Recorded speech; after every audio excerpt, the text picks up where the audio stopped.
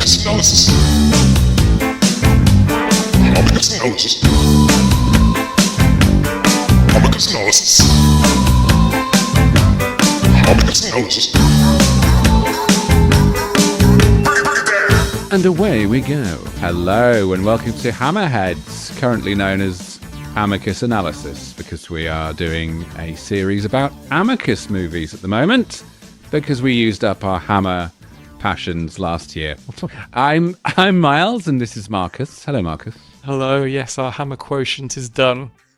For now, we might come back to it, but we've always wanted to watch a bunch of Amicus movies, so we've picked, again, by coincidence, we picked 17 Amicus movies. We did, I think it's either 17 or 18 last season, wasn't it, for Hammer?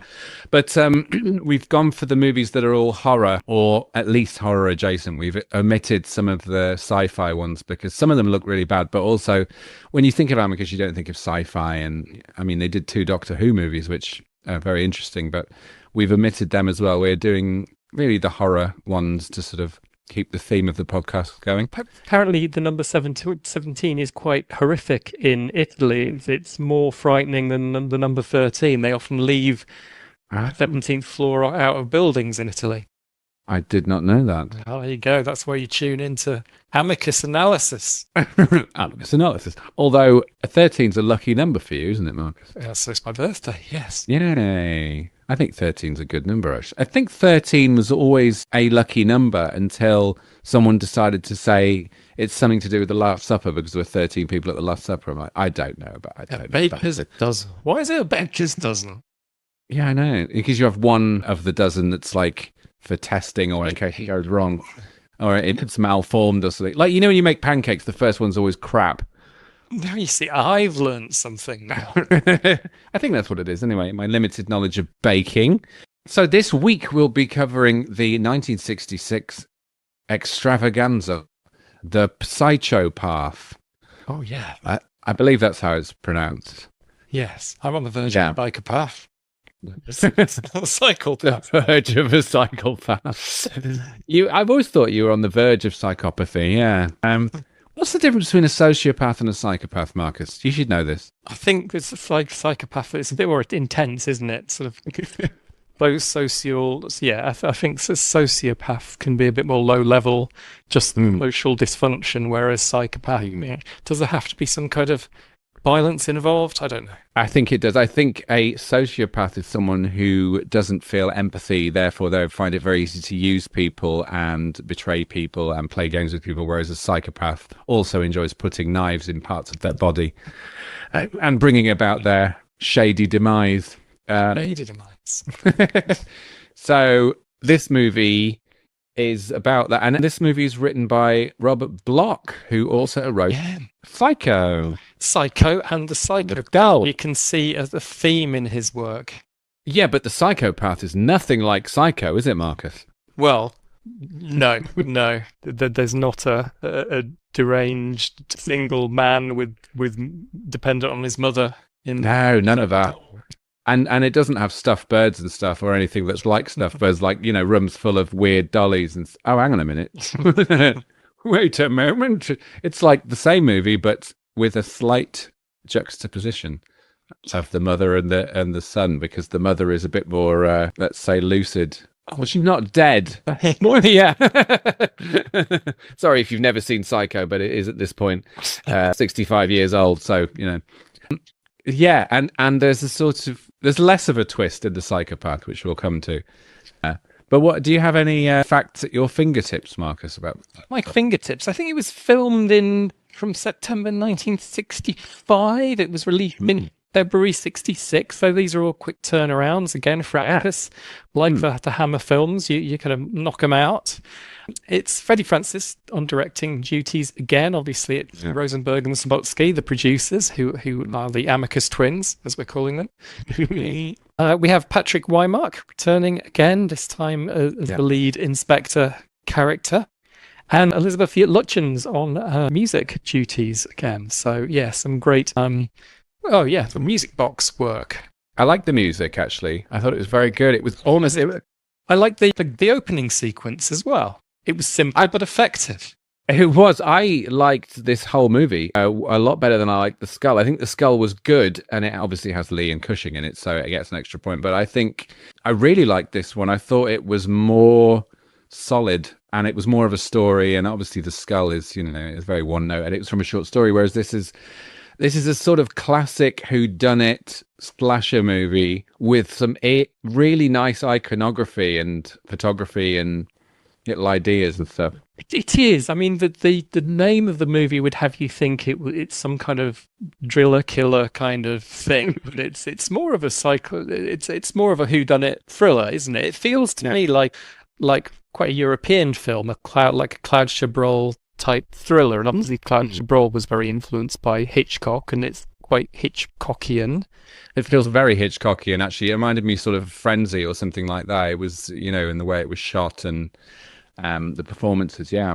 But I think as well, although I mean, we're going to talk, one of the films we're going to do in this series is The Beast Must Die, and we must always mention The Beast Must Die because it's quite a special movie. But that takes the whodunit formula a step than this. Yeah. It feels like they're trying to go for this as a whodunit, but unfortunately it's so blatantly obvious from the outset who's done it that it doesn't really work as a whodunit for me. From the outset, and also from the marketing. Yes. Because it's no secret that, I'm sorry if you haven't seen this film and are planning to see this film, and this is a spoiler, but if you just look up The Psychopath, the poster is, Mother, can I kill people? And it depicts the son. But after about 5 minutes, I was like, I bet he does it, and I bet the mum sends him out to do it. And that's exactly what happens. Also, it's written by Robert Bloch. So, I mean, if you've seen Psycho or anything about Norman Bates, I think you'd be like, I bet he does it. So I think that's sort of a bit of a shame. And rather than writing really plausible motives for all, because they have quite a big ensemble cast, so it would be very possible to set them all up as potentially having done it, and rather than giving them all motives that would be plausible for having done the murders, they just seem to make each of the characters act a bit weird and psychopathic, and they all come across as a bit crazed. The only person who doesn't seem crazed is this inspector, the Patrick Wymark character in the centre of it, who's this very composed and very quite scary, in that he seems to kind of know what's going on all the time, and he was very like a very serious Columbo. He was. Yeah, he was very apt rather than in. He was apt, yes, he was. Apart from in the last fight sequence he has, where he seems suddenly very inept, which was kind of weird as well. But really, just so that they can knock him out, isn't it? And and they have that amazing shot of the chains all falling on the man, and then it cuts to a plate of spaghetti. I think they've just cut. And also there's the good kind of somersault over it from one boat into another. Down onto the floor. So I thought, I think you could pick holes in this movie because, it's stagey, it's hammy and stuff. But the first scene, which is weird because the first scene, someone is walking down a cobbled street and there's lots of film noir type lighting. My first movie, Crime Fighters, I watched The Psychopath for the first time today in 2025, and I shot Crime Fighters in 2009. There's so many shots in the first minute very similar to Crime Fighters, but I was paying homage to film noir, I guess, someone being stalked out of so I was quite impressed, like, oh, it looks like Crime Fighters, but he gets a car slammed into him, and the way they show it without showing gore is that it destroys his violin case. But the car doesn't seem to get much damage, but no. Anyway. No, it doesn't quite. Then the sound, it doesn't quite hammer it home, and also they use the same bit of ADR 3 times, and it's clearly not coming from the man's mouth. He just goes, no, which is what I would do if someone was driving a car at me in a dark alley. Well, they had a very small budget, so what do? You got to use the same audio 3 times. I guess so. And speaking of the audio, actually, I was going to say, and is it Elizabeth Lutchend? Her score reminded me actually of a goblin score, like something like Suspiria.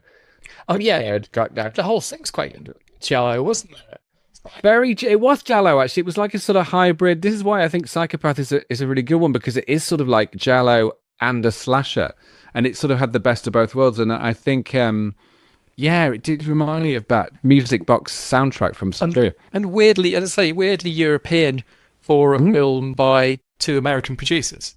Yeah, and apparently it was massively popular in Italy. It's really well regarded in Italy.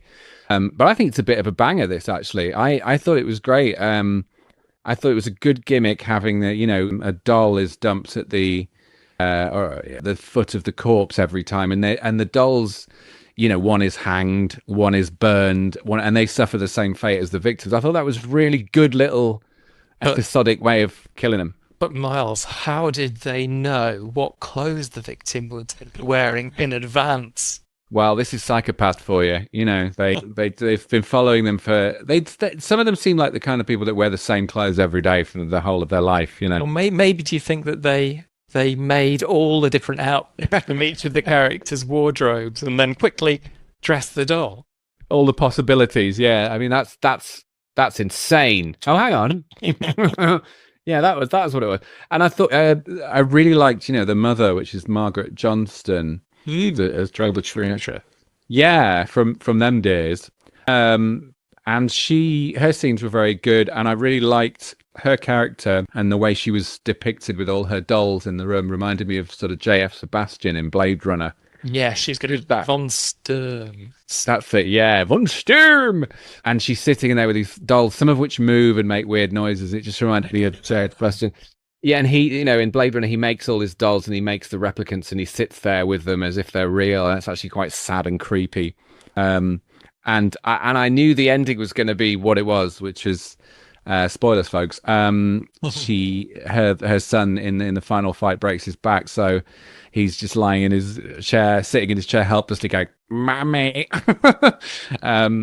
That was really well done. So he dressed up in that last scene almost like the doll character from Dead of Night, actually, which we know that the Bhakti and Bird were influenced by. We will have to cover Dead of Night because we do have a copy, and apparently it's one of those films that they wanted to make, Dead of Night. So it's kind of like I'm reading about the making of Scream, the Scream franchise at the moment, which I love. And Kevin Williamson, he saw Halloween in 1978, and he just said, I have to make a film that's that iconic. And he made Scream, which arguably is as iconic as Halloween. I love it when people see a certain movie that just sets them off. And I think with Subotsky, it was Dead of Night, so we'll have to watch that. It's a 40s movie, and it does look great, and it is very relevant to Amicus. Yeah, an British horror movie. But yeah, I thought everyone did very well. I didn't realize much about Patrick Wymark, actually, because I didn't really know much about him until we started watching these films. But last time on The Skull, he was very, very good. He played an absolute weirdo lunatic who'd lost his mind and was obsessed with the skull, or getting rid of the skull. And in this, he plays this dogged detective, and he was very good in it. I thought he really carried the movie, actually. You could imagine us having a spin-off of Spectre series or something like that. It did. It reminded me of an Agatha Christie, and I didn't realize he died very young, in his 40s. He was going to be in a bunch of stuff. He died in 1970, I think, and he'd just been in. Wow, he must have been. He was under 44 in this film. Then. Yeah, he was about 44 when he died, and they brought out Blood on Satan's Claw posthumously the year after he died. But he was considered for the second Doctor Who, so he was in the running. I don't think obviously he didn't get it, but he could have been Doctor Who if they hadn't cast Patrick Troughton. So yeah, which is interesting because Amicus obviously made 2 Doctor Who movies, which are nothing to do with the series, but yeah, a very talented chap, and died very young, died way younger than we are now. So yeah, and I had take issue with the Psychopath title because the killers in this movie had very good rational motive for killing people. It's not like it was just random or excessive. It was, they'd had all their wealth and family home taken away. So. Well, that's it. It reminded me a bit of Charade, actually, where all the people that die are a rum bunch, and you're like, well, they were no innocents. And the daughter, who's very, very beautiful actress, is Judy Huxtable. She was at He'd Couldn't Be a Hard Wife. Yes, very, very pretty lady. She reminds me a bit of Kim Johnson, who was an actress in the 80s and 90s. still is actually, but she was in lots of stuff in the 80s and 90s. And Just another movie for her. It kind of seems quite at the start to feel quite, I don't know, under-rehearsed or just kind of nervous or something. She gets better as the film goes on, but maybe she might have been a bit of a what's the word, a debutante. Yes. It did say on producing, I think. Okay, yeah. But I thought, all the cast were good in this because some of them were sort of. I like the French lad with the crazy hair and the beard. He was, he had some funny lines and he was very eccentric and just sort of hammed it up. Yeah, I guess because I literally just watched the movie, so I can't remember anyone's name. But I did enjoy it from start to finish, and it was one of those movies. Again, it's 83 minutes, like The Skull. It's like they hit upon a really good formula there.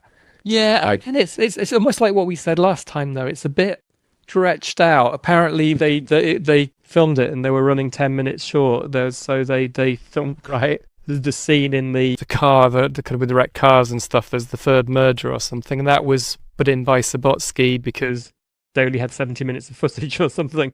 Oh, really? Is that additional? Which he shot himself, apparently. Freddie Francis had left by this point or something. No way. I love it.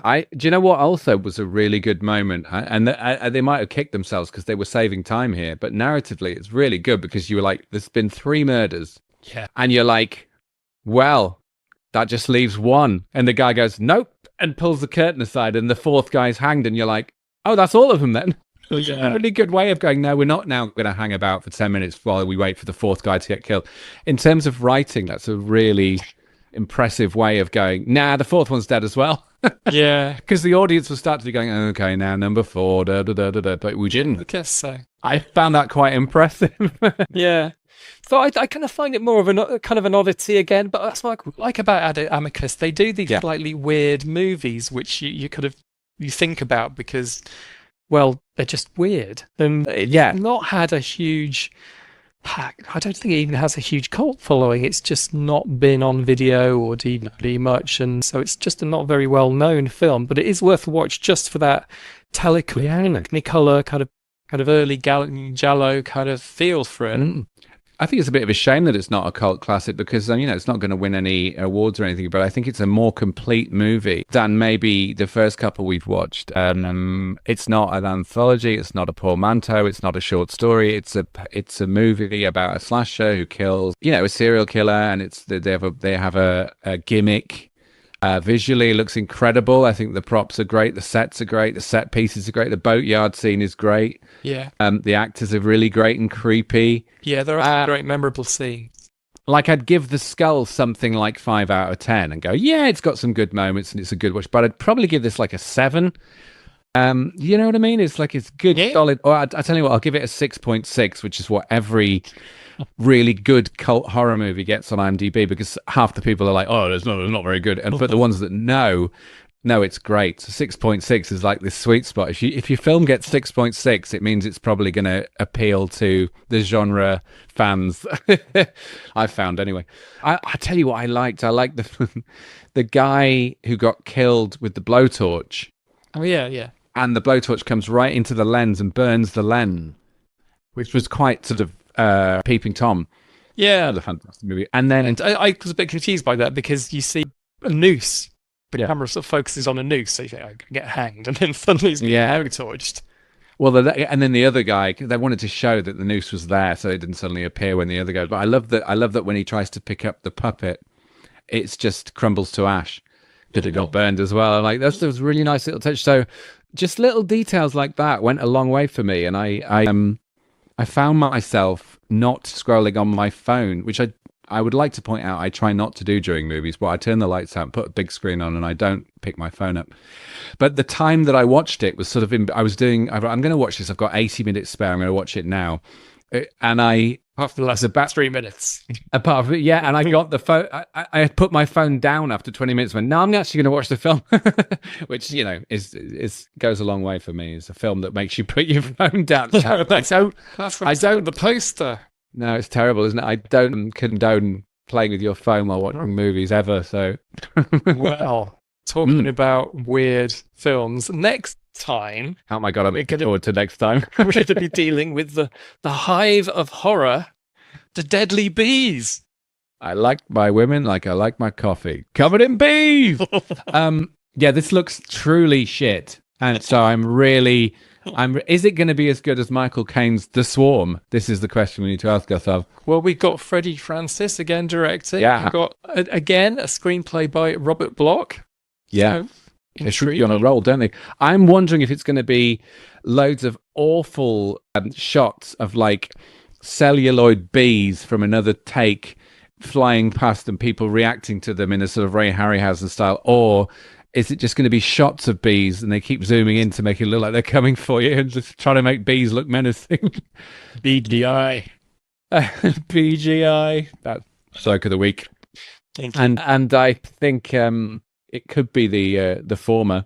No, probably a bit of both. They probably used multiple shitty techniques, but I'm really looking forward to this one. So hopefully, and we were people of our word. We did not wait too long between the last two episodes. They're coming in quite quick succession. So maybe in a couple of weeks we'll record Deadly Bees, and then we'll be deep into the juju. Great. Well, I've enjoyed that one, and I'm sure I will enjoy Deadly Bees. Excellent. And I hope you enjoyed this episode and all the previous episodes of Hammerhead / Amicus Analysis. Thanks for tuning in. See you next time.